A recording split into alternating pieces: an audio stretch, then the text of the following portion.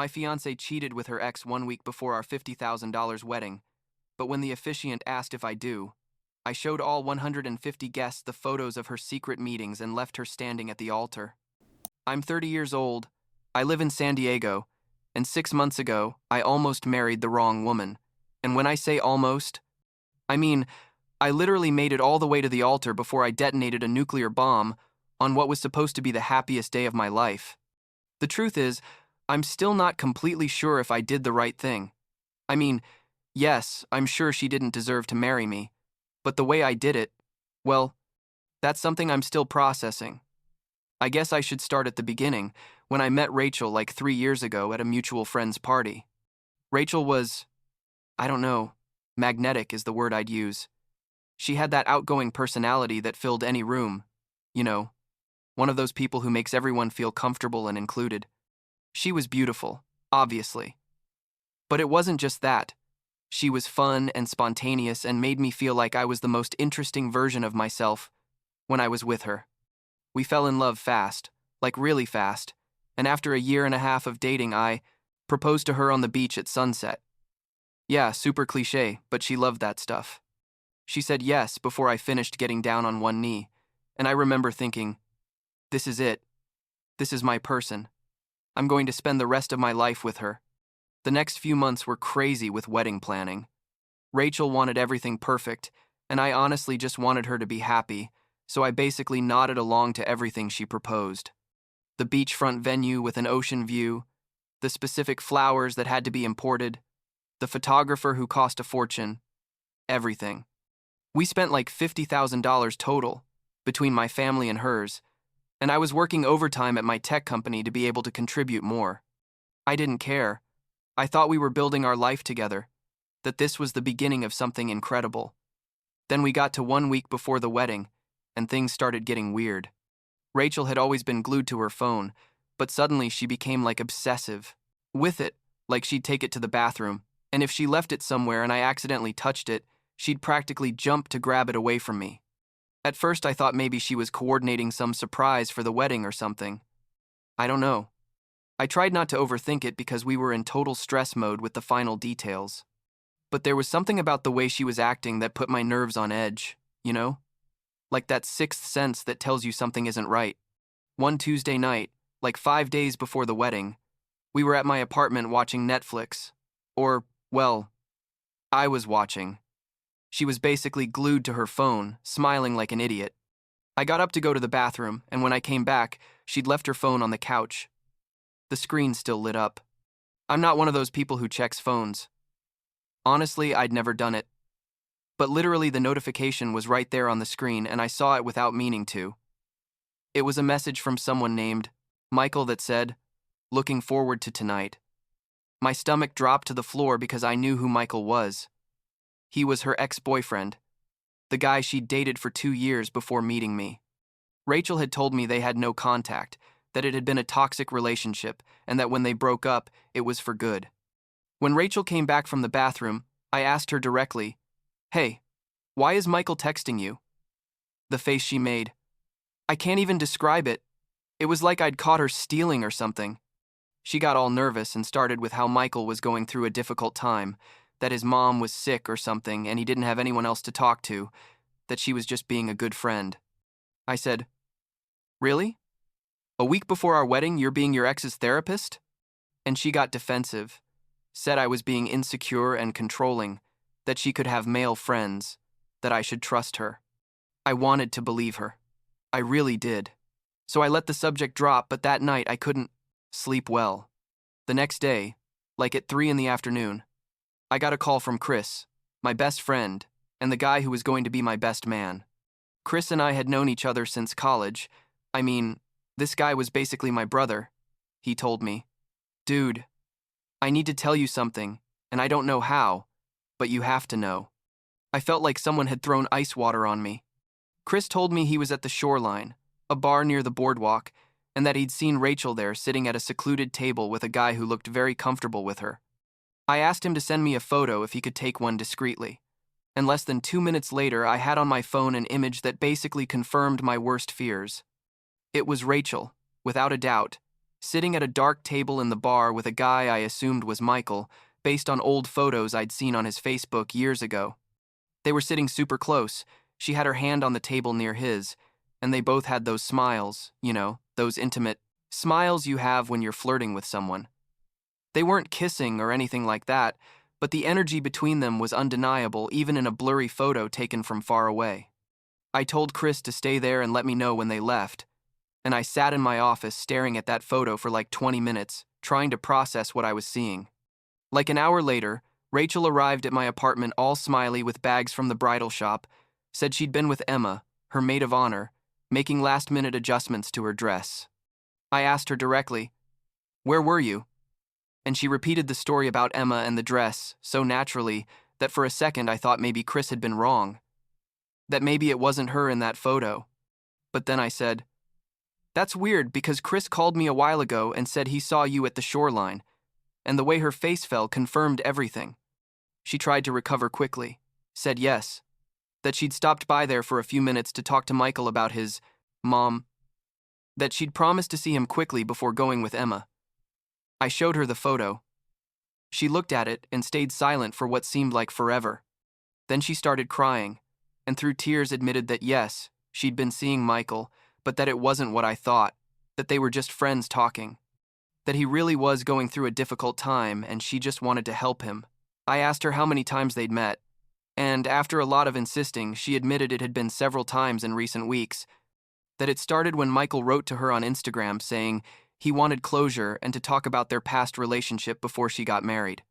She said she hadn't told me because she knew I'd get jealous and didn't want drama before the wedding. I was furious, like I couldn't even speak properly. I was so angry. I told her we were 5 days away from getting married, and she'd been lying and secretly meeting with her ex-boyfriend, using her best friend as an alibi, and she expected me to believe it was all innocent. Rachel kept crying and swearing that nothing physical had happened, that they just talked, that she loved me and was going to marry me, that Michael meant nothing. But I couldn't get that image out of my head, the way they were sitting, the smiles, the lies. That night we barely slept, her begging for forgiveness, and me turning everything over in my head. The next day, I decided to verify her story myself.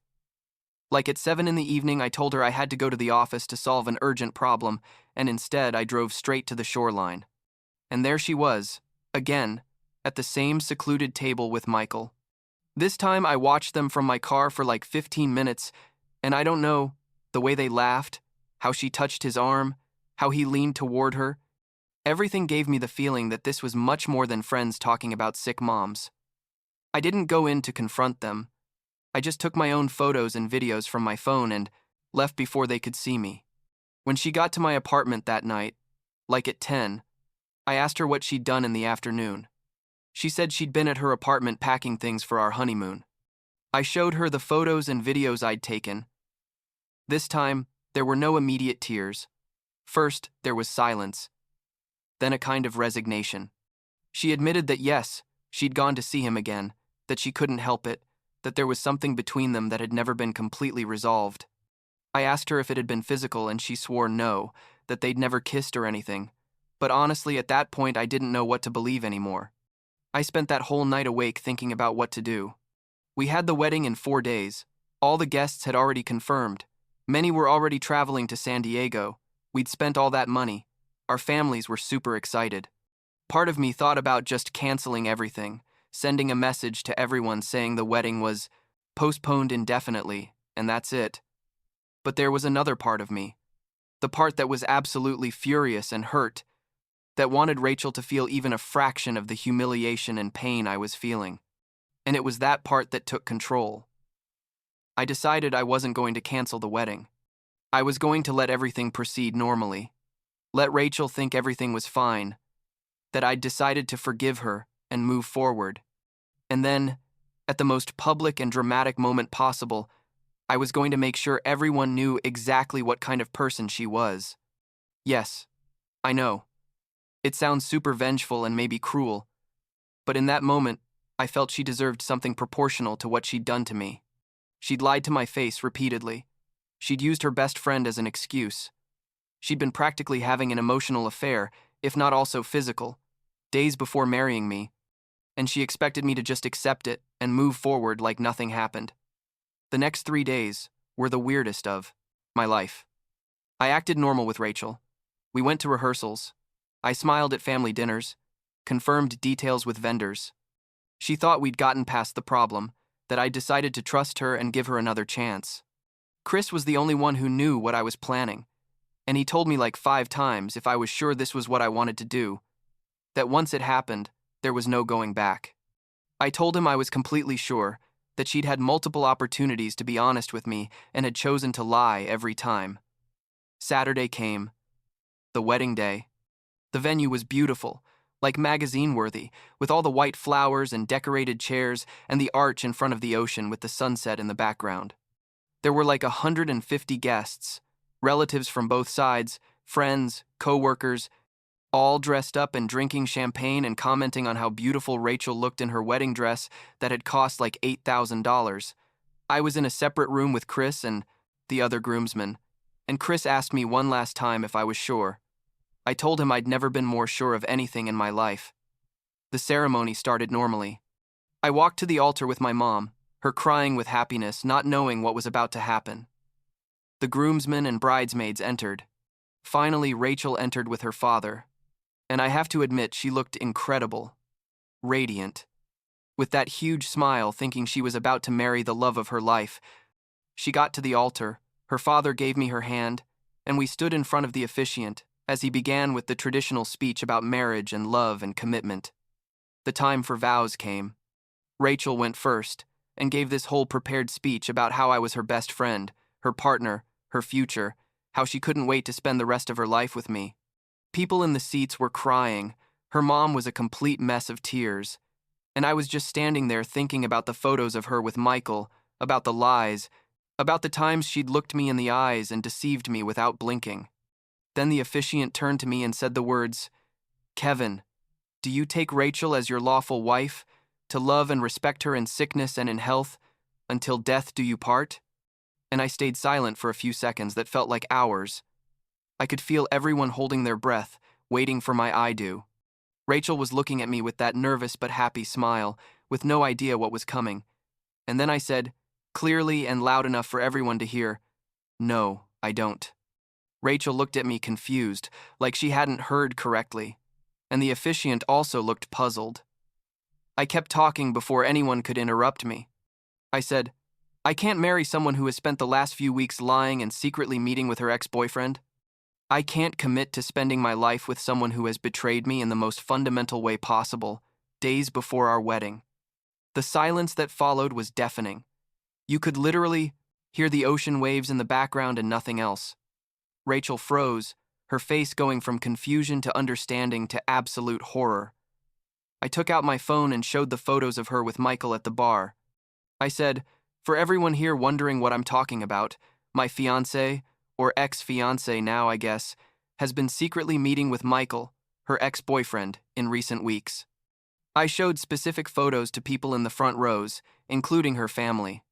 Rachel started crying, tried to grab my arm and say it wasn't what it looked like, that we could talk in private, that please don't do this in front of everyone. But I was already beyond that point. I said, "You had multiple opportunities to be honest with me. You chose to lie every time. You used your best friend as an alibi. You looked me in the eyes and swore nothing was happening, and you kept seeing him even after I confronted you." And then I simply turned around and walked down the aisle, leaving her standing there at the altar in her $8,000 wedding dress, crying in front of 150 people. Chris followed me, because that's the kind of friend he is, and we got in my car and left, while behind me, I could hear the absolute chaos I'd unleashed. My phone started exploding with calls and messages, first from Rachel, then from her mom, then from Emma trying to explain that she didn't know anything about the meetings with Michael, then from relatives asking what had happened. I turned off my phone, and Chris and I went to a bar and had like 5 beers each, while we processed what had just happened. The next few days were absolute madness. Rachel sent me literally hundreds of messages when I turned my phone back on. Some were desperate apologies. Others were accusations that I was a monster for publicly humiliating her that way. Others were pleas that we talk and work things out. Her family also bombarded me, her mom crying, saying Rachel had made a mistake but that she loved me, Her sister telling me I was a sadist for doing what I did that way. Even some of my own relatives questioned me, saying that even though Rachel was wrong, the way I handled it was excessive and cruel. Chris, bless him, took the clearest photo he had of Rachel and Michael at the bar and shared it with several mutual friends who kept asking what had happened exactly. I don't know if that was right or wrong, but I felt people deserved to see the evidence instead of just hearing versions of the story. It turned out Michael basically disappeared after the wedding disaster, like he left her on read when she tried to contact him, which gave me a kind of bitter satisfaction. She'd risked everything for this guy, and he didn't even have the guts to be there when everything exploded. Like 2 weeks after the incident, Rachel showed up at my apartment. I don't know how she got in, because the building supposedly has security. But suddenly, she was knocking on my door at 10 at night. When I opened, she looked terrible. Obviously, she'd been crying a lot, and she started with this whole speech about how she'd made the worst mistake of her life, that she'd been confused about her feelings for Michael, but now realized it was me she loved, that if I gave her another chance, she'd spend the rest of her life making it up to me. I let her talk for like 5 minutes, and when she finished, I simply told her, "Rachel, what you did wasn't a mistake. It was a series of conscious decisions you made repeatedly. You lied, you cheated, you used your best friend, you looked me in the eyes and swore things you knew were false. I don't trust you, I don't respect you, and honestly, I don't even know if I ever really knew you. There's nothing you can say or do that will change that." I closed the door in her face while she cried in the hallway, and that was the last time I saw her. 6 months have passed since then. I recovered some of the wedding money. Not all, but some. The vendors were surprisingly understanding when I explained the situation. My family eventually accepted that although my methods were questionable, Rachel had put me in an impossible position. Some friends stopped talking to me, thinking what I did was too much, but the ones who stayed are the ones that really matter. Chris is still my best friend and has never judged me for any of this. Do I regret how I did it? Honestly, I don't know. Sometimes I think maybe I could have been more discreet. I could have told her privately that it was all over and canceled the wedding without all the public drama. But then I remember how she lied to me again and again and again, how she was willing to walk down that aisle and say vows that meant nothing to her, and I think maybe she deserved a little taste of her own medicine. The last time I heard anything about her was like 2 months ago. A mutual friend told me she moved to another city to start over. Good for her, I guess. I'm still here, working, hanging out with friends, considering starting to date someone new eventually. I'm not bitter, or at least not as much as I thought I'd be. More than anything, I feel relieved that I discovered who she really was before signing legal papers and making separating from her even more complicated.